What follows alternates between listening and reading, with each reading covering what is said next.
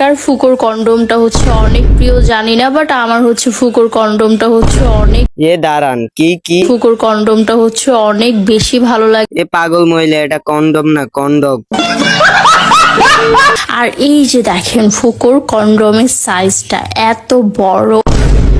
মানে ভাই কি যুগ আসলো, মিষ্টি খেলেও ঝাল লাগে। আর এই মেয়েটার নাকি বড় সাইজের কন্ডম খেতে।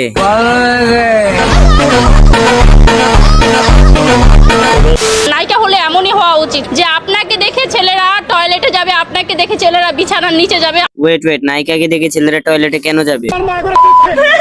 এই যে দাও বিট্টুর থেকে কি বার হয়, সাদা সাদা।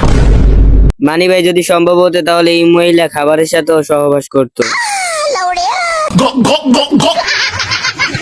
এই যে সোনামণি নাকি সাগুয়ামণি?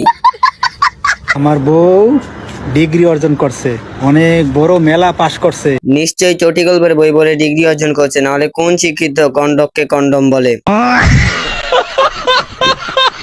দেখুন এই মেয়েটাকে কে না চেনে, যে একাই 4 জন ছেলে কাঁপাতে পারে।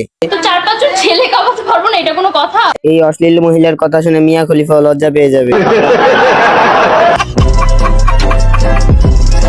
যে আপনাকে দেখে ছেলেরা টয়লেটে যাবে, আপনাকে দেখে ছেলেরা বিছানার নিচে যাবে, আপনাকে দেখে নায়িকাকে দেখলে ছেলেরা ওয়েট তুই এতটাও হট না যে তোকে দেখে ছেলেরা হ্যান্ডেল মারবে। নায়িকাকে দেখলে ছেলেরা খাটের তলে লুকিয়ে যাবে। তো নায়িকা হলে এরকম হওয়া উচিত।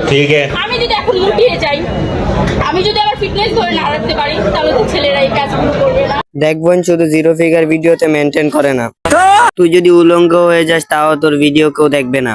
কেন? কারণ এইটাই। সেক্সি ভিডিও, পর্নোগ্রাফি দেখলে अबे जल्दी बोल। যার নামে গরম সীসা চোখে ঢুকানো হবে। ধন্যবাদ। খতম। Bye bye, tata, good bye, Gaya.